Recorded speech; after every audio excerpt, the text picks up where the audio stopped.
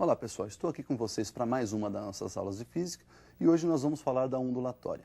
Bom, o que é uma onda? Onda é qualquer perturbação que se propaga no meio.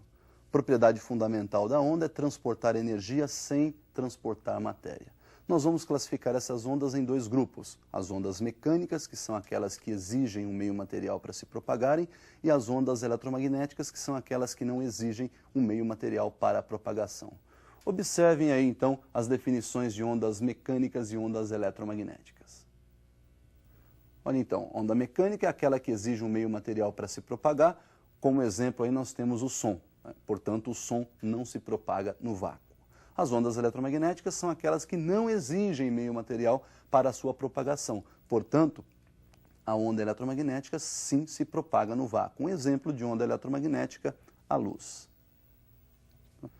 Nós vimos aí, então, as definições de ondas mecânicas e ondas eletromagnéticas. Observe o esquema de uma onda. Então, nós temos aí a representação de uma onda. Peguei uma onda senoidal, imagine, por exemplo, uma corda vibrando aí entre dois pontos que nós vamos chamar nessa representação gráfica de A e menos A. Então, ela está subindo e descendo, o seu movimento oscilatório é vertical. Percebam que este A, então, é o que nós vamos chamar de amplitude da onda. Então, você tem aí a amplitude positiva, que é a distância do eixo até a crista, e a amplitude negativa, que é a distância do eixo até o vale ou a depressão. Observaram também que crista e vale são os pontos de máximo e mínimo, né? O máximo é a crista, mínimo é o vale. Como nós podemos observar, essa onda ela tem aquele movimento cíclico, né? Sempre repetitivo. Então ela vai lá no máximo, volta no centro, vai no mínimo, volta no centro. Portanto, a onda ela é repetitiva, ela é cíclica. Portanto, ela é periódica. Observe, então, as definições de período e frequência. Olha aí, frequência é o número de oscilações que vai ocorrer com essa nossa onda num determinado intervalo de tempo. Se nós considerarmos que o tempo para se realizar uma oscilação completa é o período, nós podemos, então, dizer que para uma oscilação, o tempo é de um período e, consequentemente, a frequência é o inverso do período. Percebam que essa frequência será dada em hertz. E o hertz nada mais é do que o inverso do segundo, onde segundo é a unidade de período. Agora, então, que nós já conhecemos a onda, nós podemos fazer o seu estudo matemático e definir aí, então, o que nós chamamos de equação fundamental da ondulatória. Equação esta que vem sendo cobrado ano a ano no vestibular. Isso aparece todos os anos nos vestibulares. Então, prestem bastante atenção nessa nossa equação fundamental. De olho no visual comigo. Então, nós temos aí a mesma onda representada. Olha lá, saindo do cruzamento dos eixos, ela vai até o ponto de máximo, volta no eixo horizontal, vai até o ponto de mínimo e retorna ao eixo horizontal. A partir daí, ela vai repetir todo o seu movimento anterior. Então, a partir daí, começa uma nova oscilação. A distância que essa onda vai percorrer para realizar uma oscilação, nós vamos chamar de comprimento de onda e vamos representar pela letra lambda. Então, nós podemos dizer, por exemplo, que entre duas cristas nós temos um comprimento de onda. Ou, entre dois vales, nós também temos um comprimento de onda. E nessa representação do início aí, do cruzamento dos eixos, nós vamos observar que esse nosso primeiro comprimento de onda termina quando a onda realiza essa primeira oscilação. Olha lá, foi até a amplitude máxima, voltou no eixo, até a amplitude mínima. Quando ela voltou no eixo novamente, nós temos aí uma oscilação, portanto, um comprimento de onda. A velocidade de propagação dessa onda pode ser dada pela relação que nós já conhecemos, espaço sobre tempo. Se o espaço para realizar uma oscilação é de um comprimento de onda e o tempo para realizar essa oscilação é de um período, então nós temos que a velocidade é a relação entre comprimento de onda por período, lambda sobre t. Vimos também que a definição de frequência é o inverso do período. Então eu posso trocar o inverso do período por frequência. Daí então nós temos que a velocidade é igual ao comprimento de onda multiplicado pela frequência. V igual lambda f. Esta é a expressão que vem aparecendo aí para você utilizar lá nos vestibulares. Então vamos aproveitar que já conhecemos agora a equação fundamental da onda e vamos relembrar alguns fenômenos ondulatórios. Vamos definir aí o primeiro fenômeno que nós chamamos de ressonância. Bom, então a ressonância é um fenômeno pelo qual nós temos um sistema recebendo aí energia periodicamente numa de suas frequências naturais de vibração.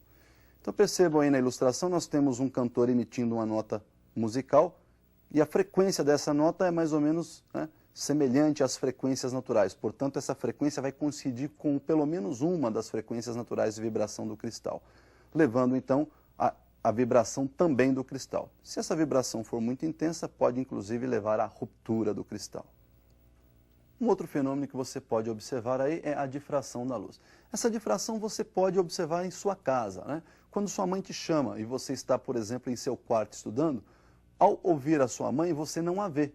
No mesmo tempo, então, que ela chama, você ouve, mas você não consegue vê-la, né? Isso se deve ao fato de que o som consegue contornar os obstáculos e chegar até você, e a luz emitida por sua mãe, não, né? Esse é o chamado fenômeno de difração, o poder de uma onda em contornar obstáculos. Observe esse visual aí. Então, olha aí, nesse visual nós temos aí um tanque contendo uma certa quantidade de água e, ao produzirmos, né, uma onda reta em uma das extremidades desse tanque, essa onda se propaga e bem no meio nós colocamos aí um obstáculo. Ao passar pelo obstáculo, essa onda vai fazer todo o contorno aí, sofrendo então a difração. O nosso próximo fenômeno é a chamada polarização. Polarizar uma onda quer dizer fazer com que essa onda vibre somente em uma direção. Então nós temos aí uma onda que, por exemplo, está vibrando, né, neste caso da ilustração, em duas direções, uma direção vertical e uma direção horizontal. E ao passar pelo polarizador vertical, percebam que, olha, logo após o polarizador, ela está vibrando somente na direção vertical.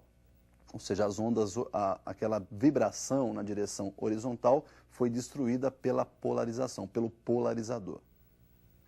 Bom, pessoal, uma outra análise importante no estudo da ondulatória é a análise das qualidades fisiológicas do som. Ao contrário do que se pensa, a altura do som não está relacionada ao volume. Então, quando você fala, este som está muito alto, não quer dizer que você foi lá e ampliou o volume desse som. A altura, sim, está relacionada à frequência do som emitido. Por exemplo, quando você tem um som alto, é porque esse som tem alta frequência, esse som é chamado de som agudo, né? Quando você tem um som baixo, esse som é de baixa frequência, portanto esse som é chamado de som grave. Então veja bem, a altura está relacionada com a frequência, grave e agudo. Observe então na tela essa definição de graves e agudos. Então a altura é aquela qualidade que difere então os sons graves dos sons agudos, ou seja, está vinculada à frequência. Observe a primeira figura, nós temos aí uma onda senoidal, né? E você observa que o comprimento de onda é menor do que na segunda figura, ou seja, ocorrem mais oscilações na primeira do que na segunda. Consequentemente, a frequência em que ocorrem as oscilações na primeira é maior do que na segunda figura. Nós podemos dizer, então, que se essa onda representasse um som, ela estaria representando a primeira figura um som agudo e a segunda figura um som grave.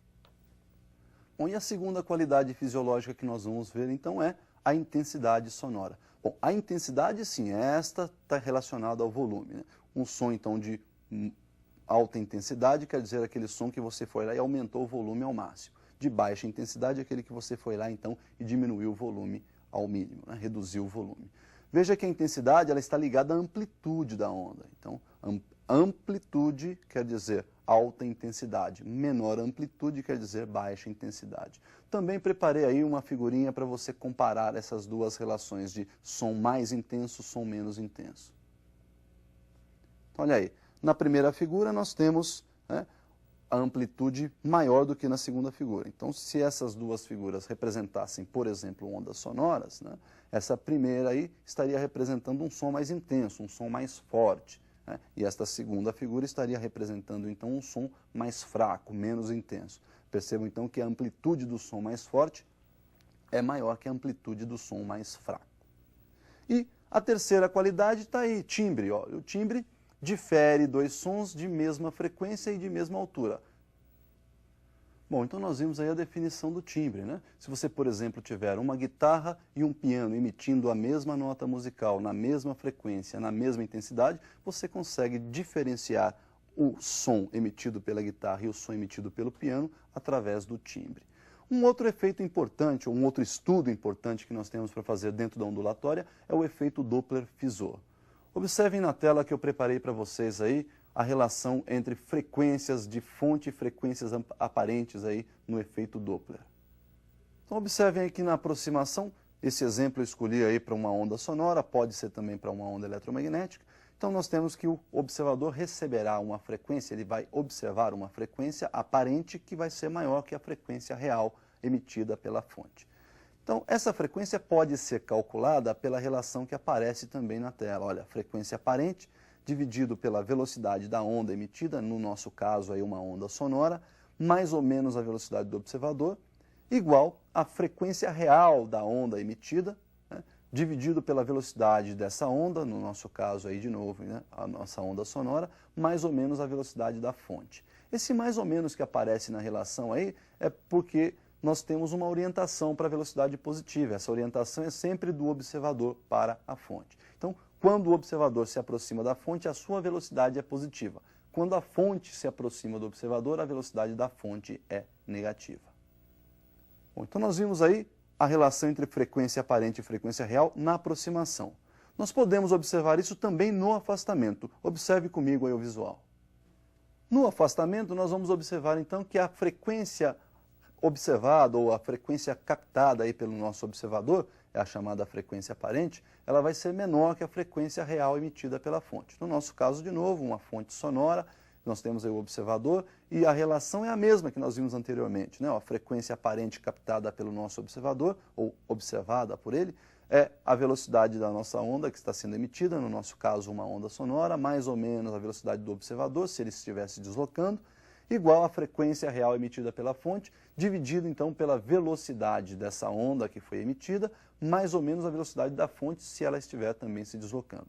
Temos aquela mesma orientação, sempre observador-fonte, e neste caso do afastamento, se o observador está se afastando da fonte, a velocidade dele então é negativa. Portanto, ali embaixo da frequência aparente, o sinalzinho vai ficar negativo. E se a fonte estiver se afastando do observador, agora sim a velocidade da fonte será positiva. Então, ali embaixo da frequência real, nós vamos ter o sinal positivo. Então, pessoal, o que nós tínhamos para ver hoje sobre ondulatória era isso aí, né? A onda, o estudo matemático, as qualidades fisiológicas do som e os fenômenos ondulatórios. Por hoje, então, é só. Até o nosso próximo encontro e bons estudos.